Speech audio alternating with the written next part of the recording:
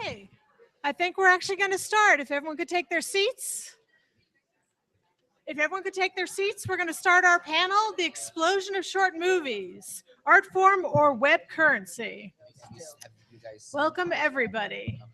We've got a terrific panel for you, and we're going to talk for about half an hour and then throw it open to questions. So just before we all start and tell you who we are, could I just get a sense of who's in the room? How many people here are actually short filmmakers? Oh, good. Then we're talking to the right people. Okay. How many people have made something specifically for the web? Okay, good to know. And how many people have put their shorts on the festival circuit? All right, good information all along. So if you don't mind, I'm just going to have the panelists go along, introduce themselves, and each one of them has a little short clip to show you their work. So why don't we start with Daniel? Why don't you tell a little bit about yourself in relation to why you're here? Well, hi, my name is Daniel Soul. I'm the co-founder and co-festival director of the Holly Shorts Film Festival. It's now going to our 11th year. My partner is Theo Dumont, who's in this room somewhere. And we started the festival together. And yeah, we've screened last year over 400 films, over 1,700 submissions, 10 days. We're at the Chinese Theater at the Roosevelt Hotel for our conference. And Eduardo is one of our filmmakers from last year. He screened his film that I'm sure he'll talk about right now. And yeah, so that's a little bit about me. And but also importantly, you are sponsoring a party later Yes, today. and we have a party here we're sponsoring in this room, 6 o'clock, and we're showing some of the films from the festival. And we'll have our party here and the drinks, and it'll be great. So we encourage all of you to stay for that. The most popular man in the room. We would love to show the trailer now for the Holly Shorts Film Festival. It's one of the digital ones. Do you think we can do that?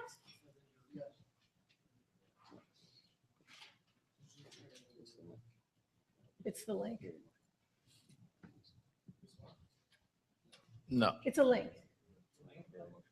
It's from Daily Motion, sorry. We're doing a fly, see the fly.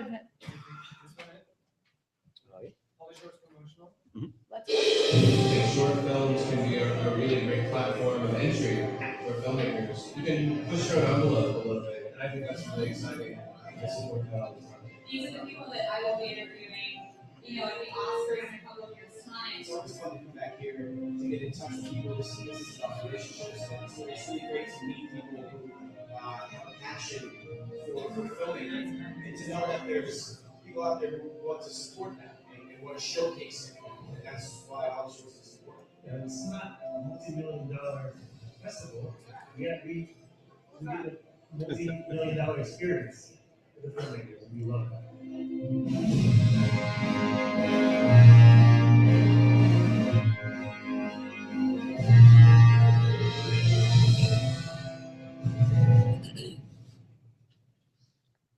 Fabulous. Thank you.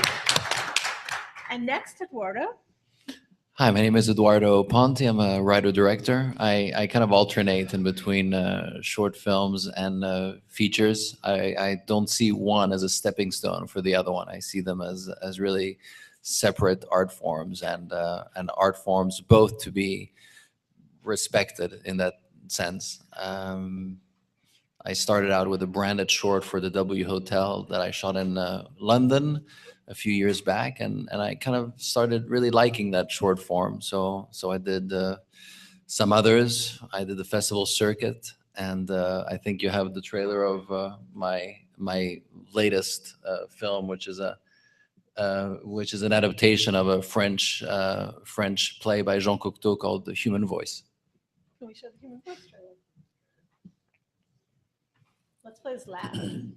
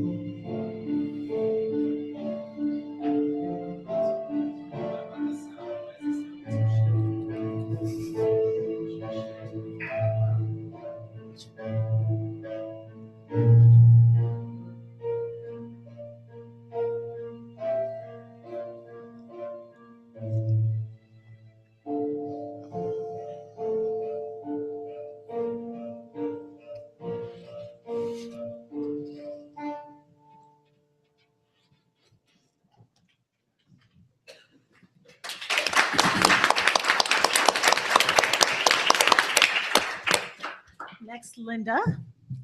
Hi, I'm Linda Olszewski. Actually, everybody calls me Linda O, so it's kind of odd to see my whole name there. So that's like the first time ever in my whole career, actually.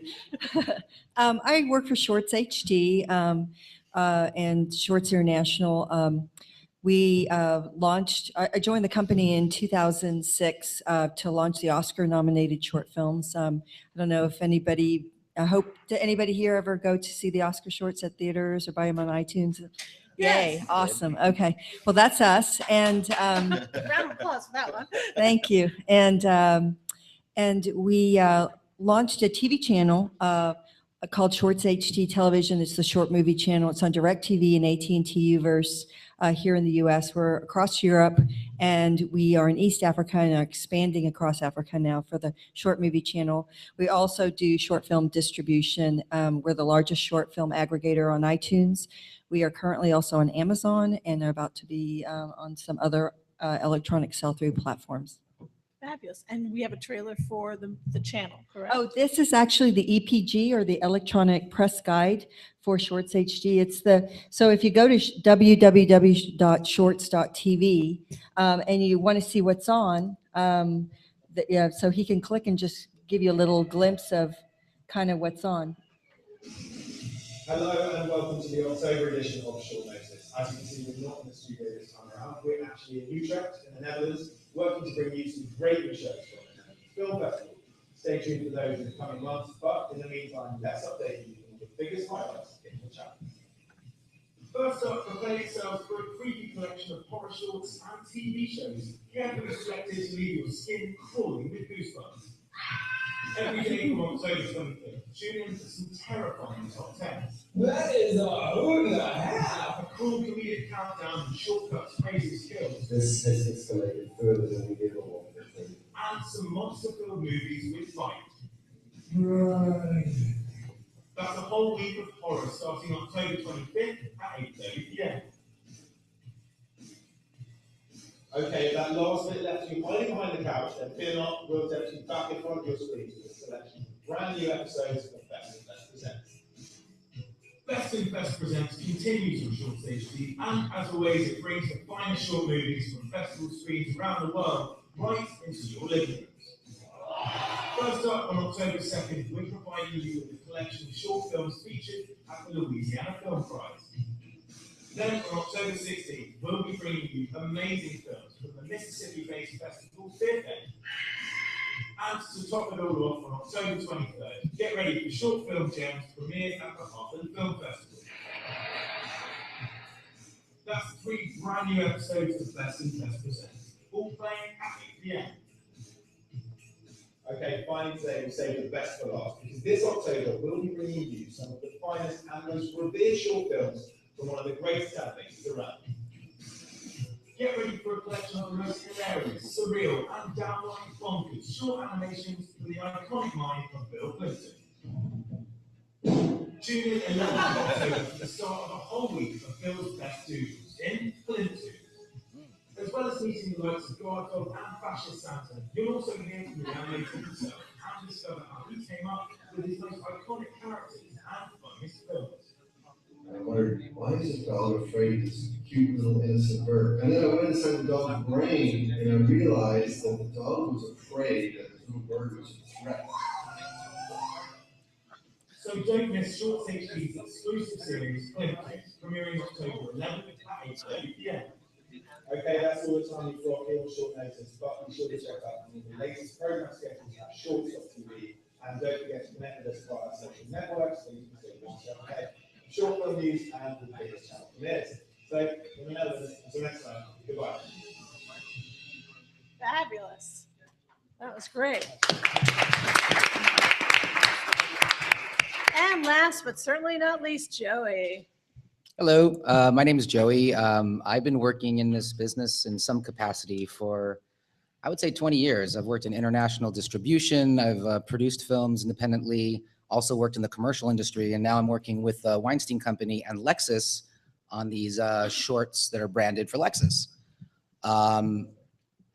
We did 5 last year, and we did 2 this year, and the 2 that we did this year are going to be premiering this Monday online. And here's a little featurette that I gave you guys. It's a digital file that is just about this year's projects. No worries. And so how can you see them online? What address? Lexus Short Films, which is built on a YouTube site, but it's going to be also on Vimeo, and it's going to be a bunch of places. But the online premiere is October 27th.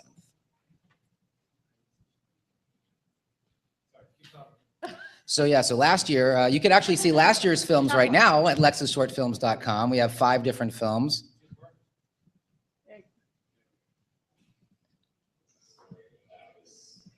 It started from the beginning. Leading this very rich, imaginative life. Hello, why? Yes. Of course I know your name. But isn't very effective as a security guard. Randall, in my office. Casting for market hours was really something special. Gary Cole was kind of a Hail Mary, you know? I mean, when he said yes, we're like, wow, great, amazing, this is cool. You are the most inattentive security guard I've ever had. And that's true, but in a way he's super attentive because he's really penetrating what people's hearts are really wanting. Well, again, tell me what Grandpa would say. That's sort of about building his self-confidence through the events that transpire in the film. It just fit perfectly. The moment I read the script, I was so. Are you there? Cornell, are you there? Johnny's missing. You gotta go find him. Copy that, Pelican. My name is Satsuki Okara. I'm the director of Exhibition Marina. Attention everybody, the guest of honor has arrived. Please make your battle stations and let the party begin. Operation Marnell's story-driven proposal. John? And Elle, the main character, still has feelings for the guy who's about to get engaged. So what she needs as this month. That's not true. She wants him to be happy, and it's not her that can make him happy. That kind of conflicting emotion is fascinating. Those are stuff that I'm really into because you don't get to know that side unless you are in a situation. And the thing is, you're always there when I need you. Operation Marnell plays into destiny because of the relationships, childhood friends, and who you're meant to be with and who you're not meant to be with in life. Smile to yourself.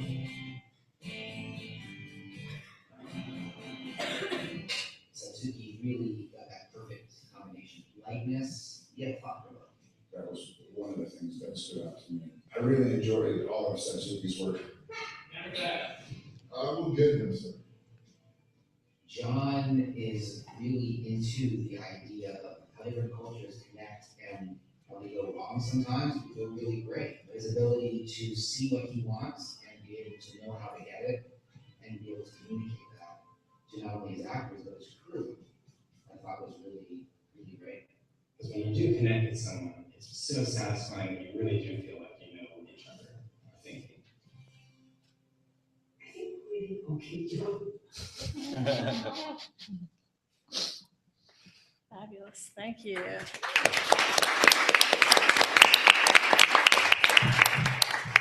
So obviously we saw some famous pieces, famous names and famous faces in all of those pieces. How important is it artistically to have a name value actor in each of your worlds? Does anyone want to address?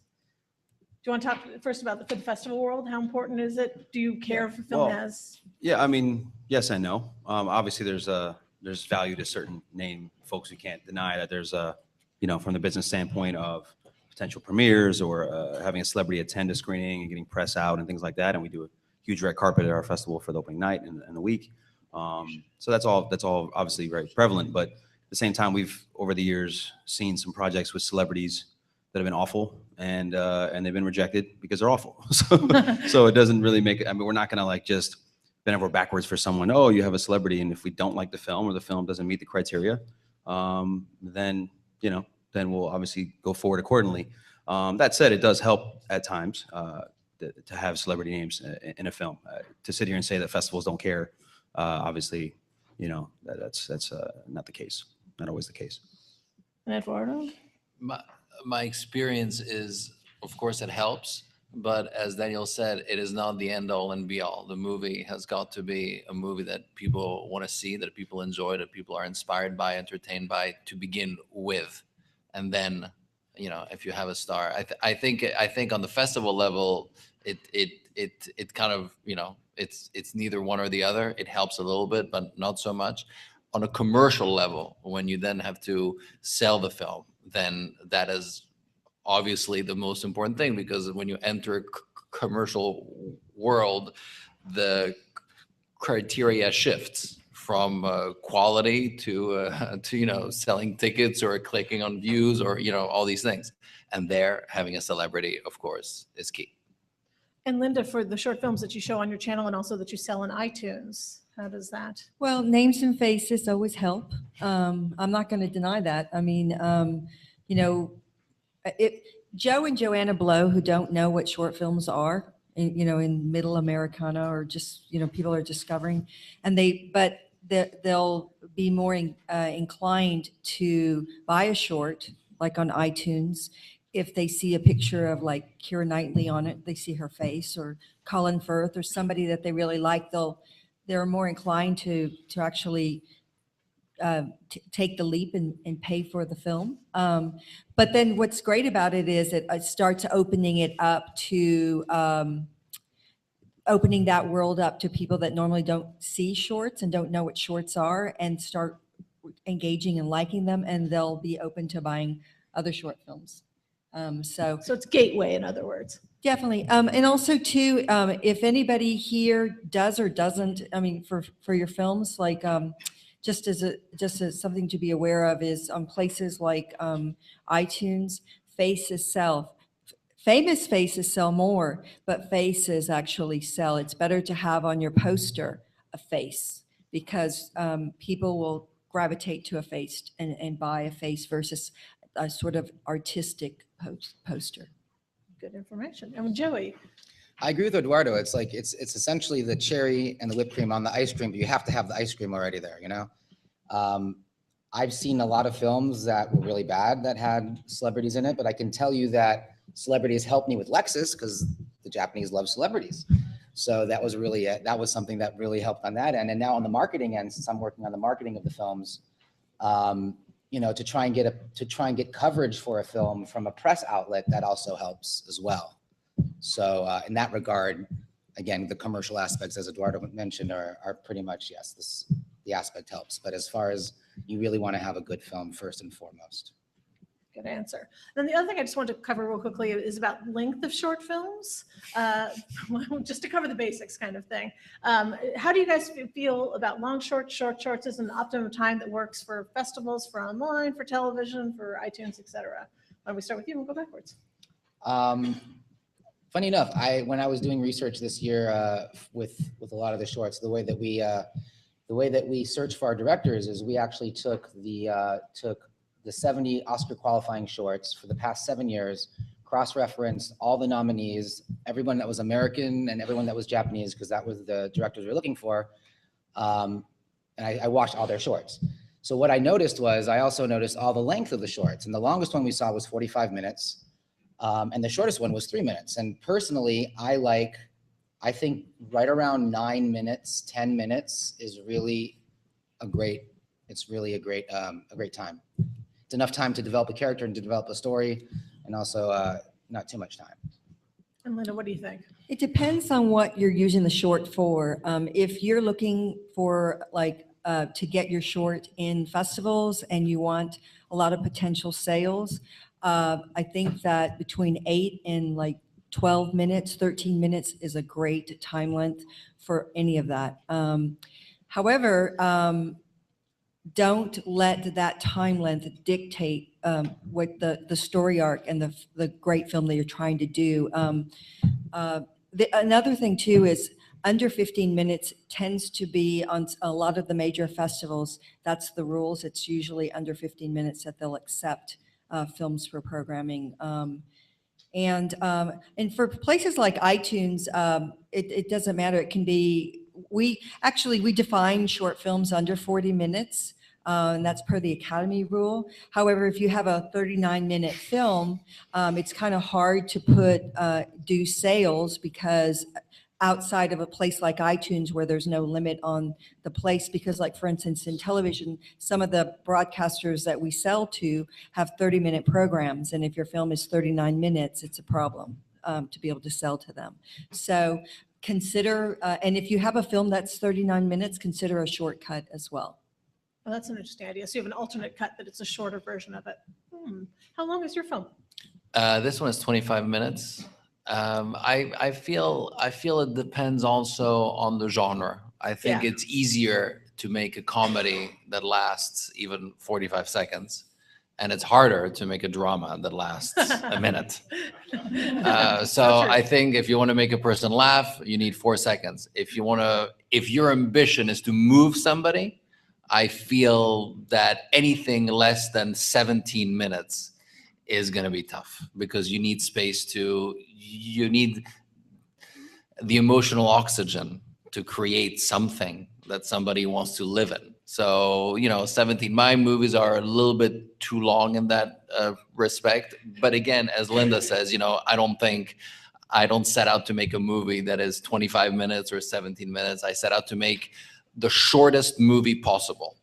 And so far, those two, those 2 or 3 shorts I did were all around 20 to 23 minutes. That's my rhythm. But I'm sure that other people are just as successful, with 3 minutes, with 4 minutes. And that's, When you were doing the branded content, was there a limit on how much time? Yeah, that was, what, they were open, and we did it for 15 minutes. I did that one for 15 minutes. Okay. Yeah.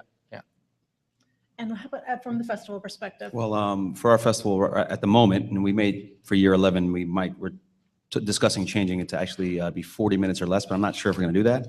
But up to this point, for the 10 years, we were 30 minutes or less. That's our time frame for competition and for our shorts. Anything out of competition could be longer, but generally speaking, it's 30 minutes or less.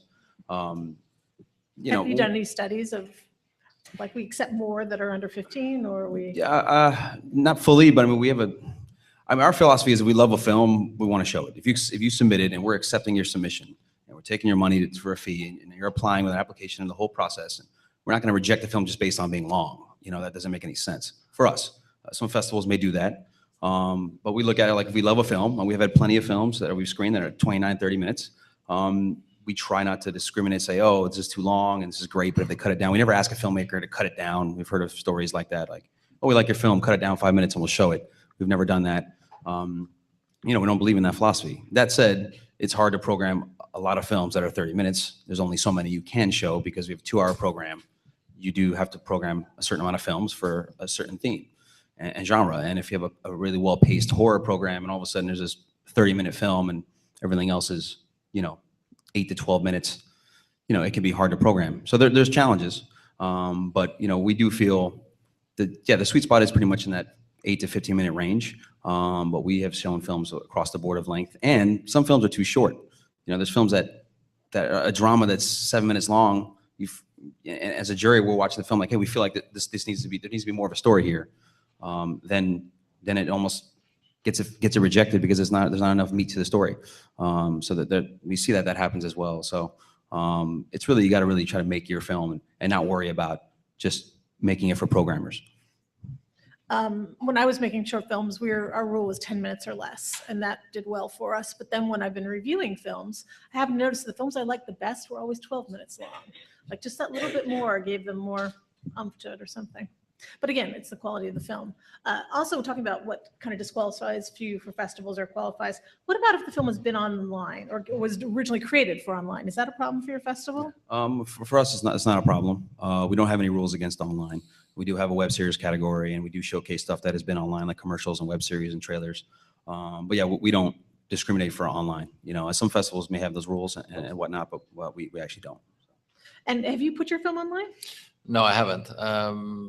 I've been fortunate to make kind of movies with very high profile actors, and because we're in the unique position to be able to sell the movie to also big networks here in America. I don't want to squander the exclusivity by putting the movie online. And unfortunately, if you put a movie online, you know, you basically sell out your film. Now, you know, selling out your film as a third life for your film, as a third life distribution strategy is a good thing. So you see that as third as what? Yeah, no, second. You know what I mean? First, you know, festivals, obviously. Then, in conjunction to the festivals, I will, you know, sell it to a network, or we do some special DVD deals in Italy for the film, and then a year and a half, 18 months later, I consider online. But even 18 months later, it has to be something very premiere, very, very special. And Linda, is there an issue for you, for your television channel or for your other distributions, if the film was originated online or is currently online? Well, actually, yeah. On television for like DirecTV has an issue with films being online because, you know, right now there's a big war going on between the online and TV. And so we can't actually pay for films that are online for free in their entirety. However, what's been interesting is one of the things we did this month was Sundance did the Sundance Film Festival at Sundance Institute did a thing called the Sundance Challenge, and they hired. Well, there was a big contest about it, and they had some directors do these shorts that were funded by Bill and Melinda Gates to end world poverty. So they did a big online initiative, and we followed with a promotional deal on our TV channel. They didn't want any money. That was not the idea behind it. They actually wanted just the promotion, that they wanted to hit another audience. So it worked in conjunction with something like that. But in terms of a TV license, that's an issue to pay for something that's for free online in its entirety. Also, iTunes, from the early days on, when we launched the shorts on iTunes, the guys on iTunes would go and look and scour the web and let us know if it was online for free anywhere, because they did not want any real estate on their store allotted if it was being given away for free, because it affected sales. And Joey, what do you think? Because you're about to put the films online. Is that going to? I love it, man. I think it's a really exciting time that we're living in. I'm watching the HBO deals, the Netflix deals that are happening with the Weinstein Company and Adam Sandler. I mean, it's all about having the most people see the movie that you're making. And so for me, you know, I'm interested in all these different distribution outlets. Like there's hotel chains, there's, you know, there's films on airplanes and on cruise ships. And it's like, for me, we're really excited about going online and being able to, you know, we're in a different position in this particular situation because we don't want to make money off these movies. That's not the objective. The objective Which is a good thing, because it's hard to make money off of shorts. Right. The objective is to get as many eyes, period, the end, on these beautiful films. And that's the way to do it, is to go online, because that's the thing that's unifying everybody around the world. Anybody will be able to see this movie on October 27th, no matter where you are on the planet. Is there a number that is considered good? Like if 100,000 people see it, is that enough? Is it? I know Lexus has a number, and it's probably in the millions, but you know, I see that being completely feasible. There's a couple billion people on the planet. That's totally true. Yeah. Well, I'll ask one more question and then I'll throw it out to you guys so we have enough time to ask what you want to do. But you know, the title for this panel is called The Explosion of Short Movies, Art Form or Web Currency. What do you think? Our shorts are still an art form, or is it really a web currency? Is it something that you can use to parlay into something else via web exposure? Anybody? I think that there's 3 reasons why people make short films, and it would answer to fit into this question. One of the reasons is because they're making a film that they want to show what they can do to make a feature, and it might actually be like the first act of their film. Another reason is they're looking for the accolades. They're looking for an Academy Award or any type of festival accolades that will heighten the awareness of them as a director, so that they can become a director for hire or be made aware, or that the people that do the hiring are made aware of them as a talent. And so that way, when they approach them, they'll have opportunities like the Lexus short opportunity, or they might have a feature script that, the investors might be interested in. There's that reason as well. Well, actually, there's 4 reasons. And then the third reason is because they are seeded with some sort of inspiration from the universe. They just have to make this movie no matter what. It's just like, it's just what it is. It's like breathing. They just got to make the short. And then the final reason is, and this is one that I would tread lightly on, is to make money with short films, because it's coffee money, it's not mortgage money. So I mean, we can definitely, and when we were talking about the web too, is for a lot of our filmmakers that go on to Shorts HD, what they do is they just window it. So this is something to consider. You might want to window and start like Joey, but Joey's a brand. Joey's got the Lexus behind him. So if you are a brand, or you can build a brand, that's a great way to get the opportunities for eyes on your shorts and you as a talent. But if you're looking for revenue, and that's something that's important to you, consider following some of the revenue generators. You start at festivals, which is your theatrical. You can potentially 4-wall and do a little bit of theatrical that way, and that generates some revenue. Do a little bit of sales with your short, and then go to the web. And after you've already exhausted some of those, so that way you keep the buzz going and you keep the eyeballs going on you as a talent and your film. Yeah, I mean, that's what we did. What we did actually is we had big premieres of the films. We did Tokyo, New York, and LA.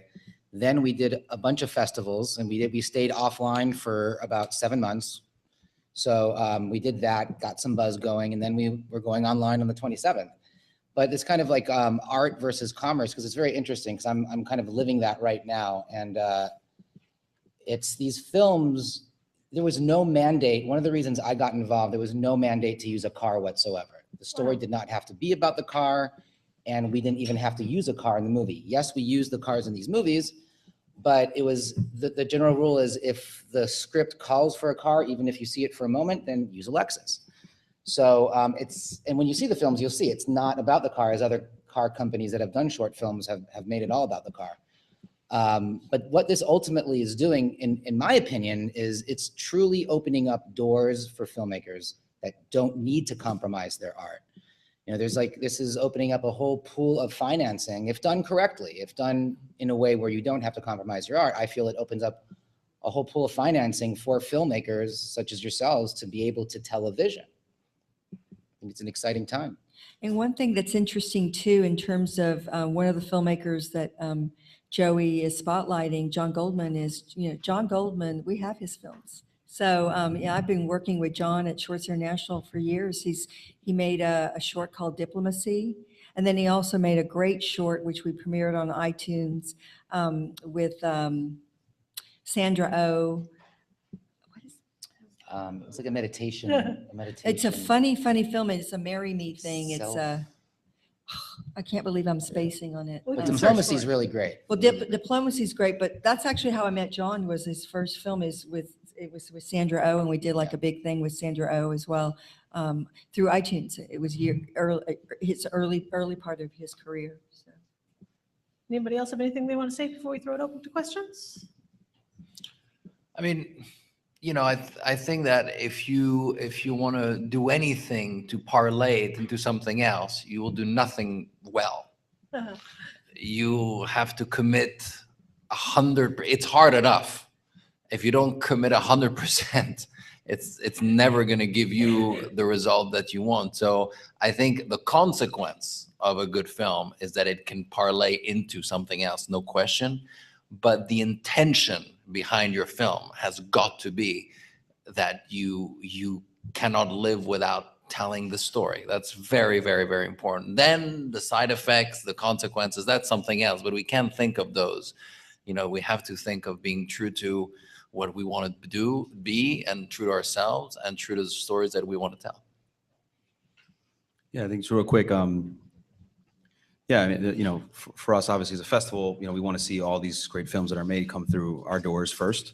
And after that point, maybe expand and grow your brand online. But I think I think it all kind of merges together. I mean, online and this whole, we started this thing 11 years ago. There was no YouTube, it didn't exist. So there was all like thesis student films we were seeing, and this is like a different kind of world. Now you're still seeing some of these great artistic, creative films being made, but you're also seeing all these web series being made and all these different spec commercials and stuff. There's just different content that's being made now for different reasons.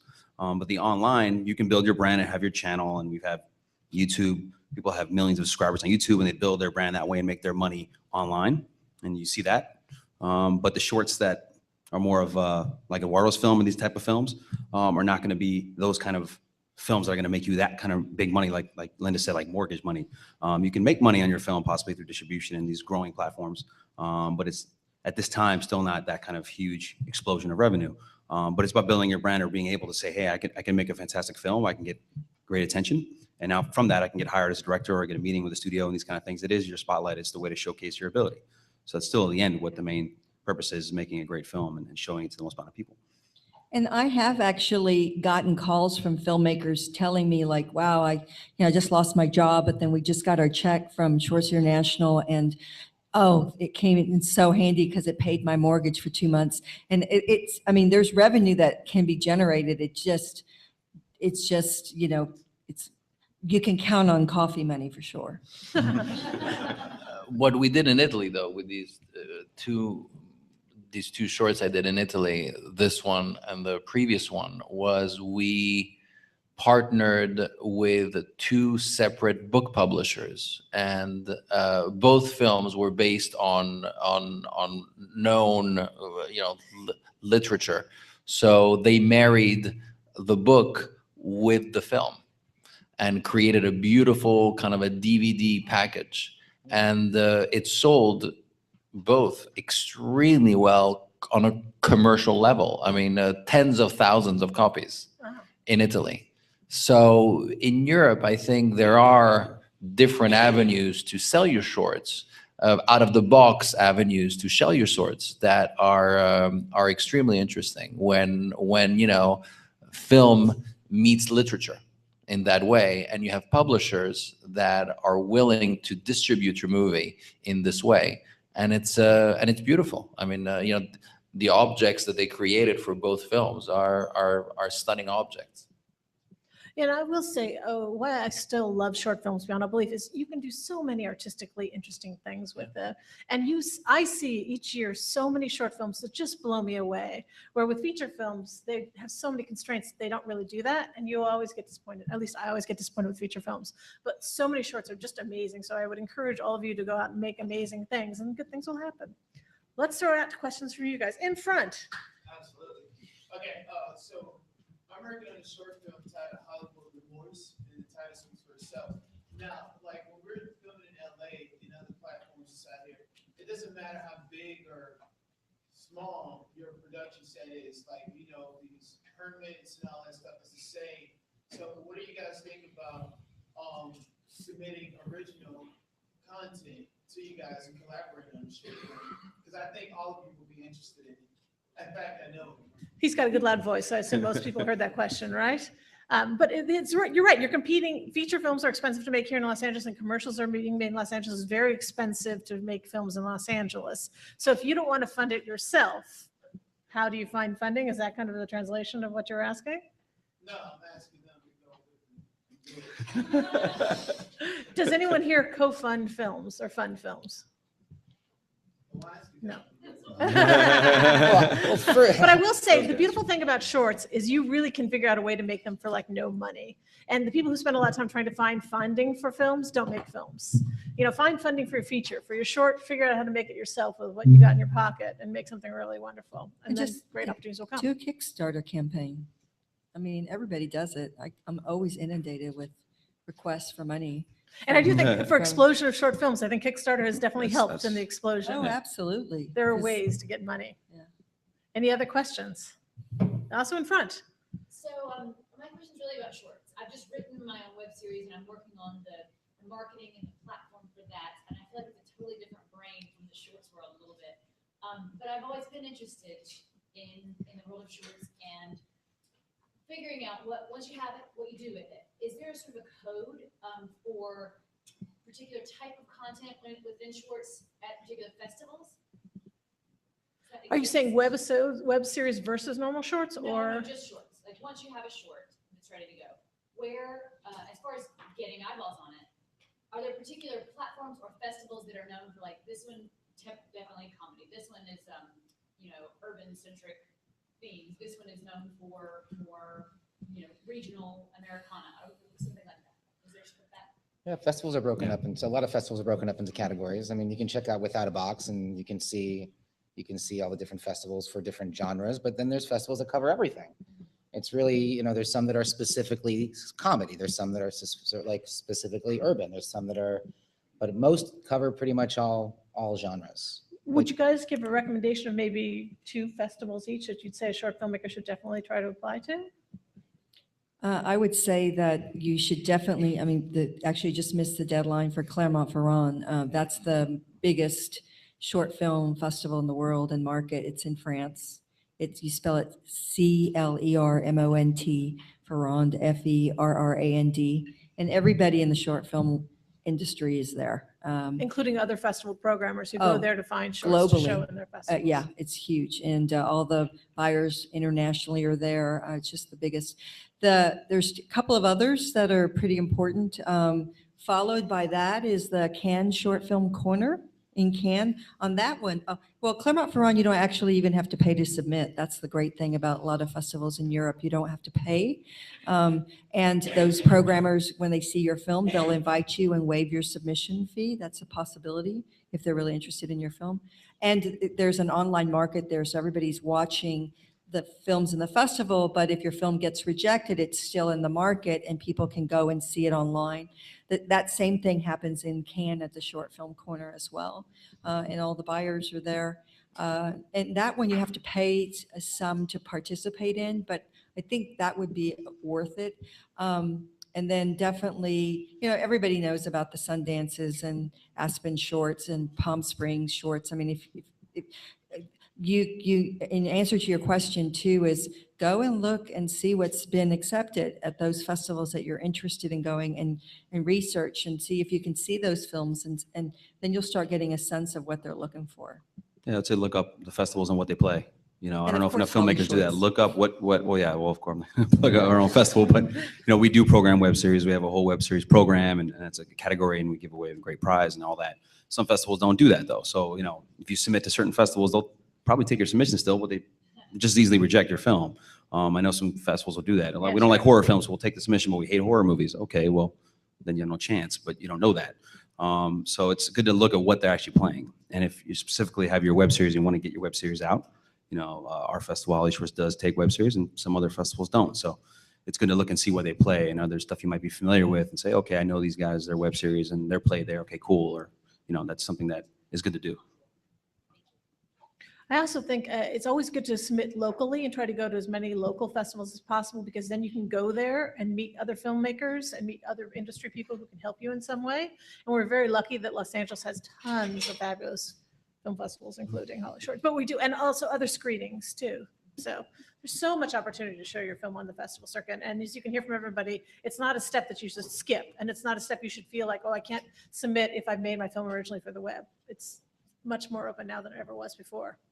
We probably have time for maybe one more question. Does anybody else have? Oh, they're in the back. Go for it.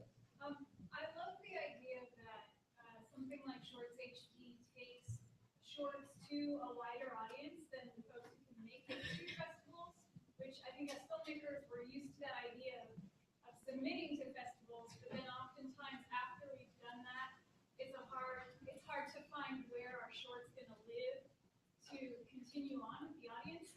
So I was wondering, I know a lot of festivals have completion date requirements, and I was wondering if things like Shorts HD, if you go beyond that, or if that is an issue as well for your content. So the great thing about Shorts HD is you don't have, it doesn't matter when you made the film. What matters is that you have the delivery requirements. And first of all, you have to make sure that you have everything in order. You need to make sure that if you used music, you have a license, a music license for that music.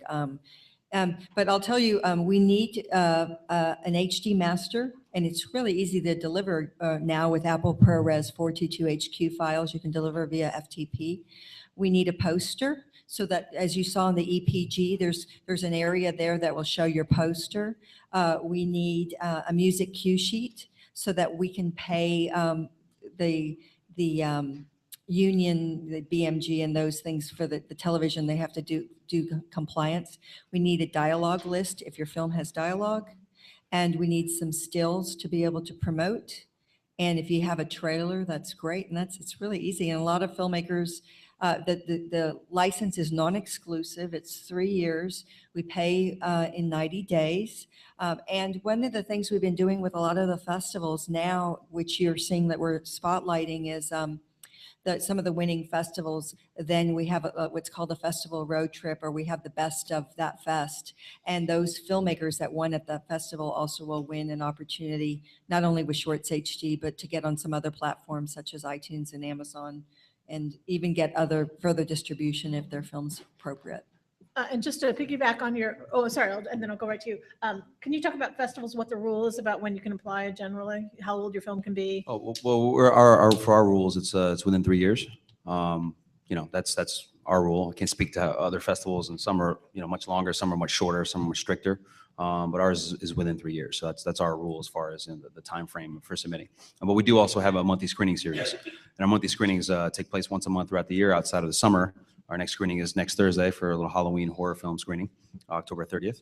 And that is more open. We don't really necessarily care as much. We like a film, you want to showcase your film. It's not a competition, it's a showcase. Do an audience vote and things like that. It's a fun night. So for that reason and that purpose, we're much more lenient about time frame. We've shown stuff even 5, 6 years old and things like that.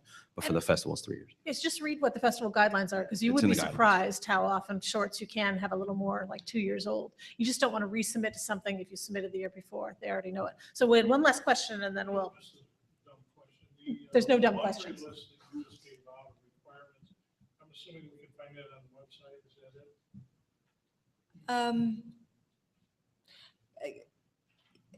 it? You can submit on the web, go to the website, and there's an area that shows, it says submissions or filmmakers.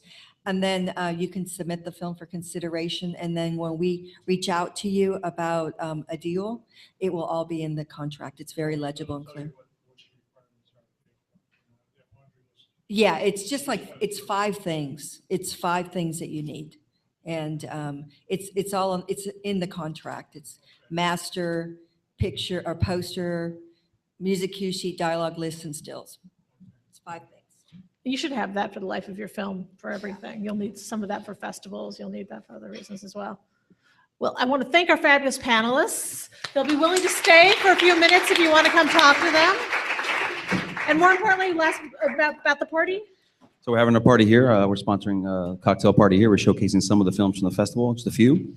And then we'll be premiering a little teaser for a project we're working on, and it's here at 6 o'clock in this room. So stay, and then 6 o'clock in this room. They'll stay to talk, so come on up. Thank you all for being here.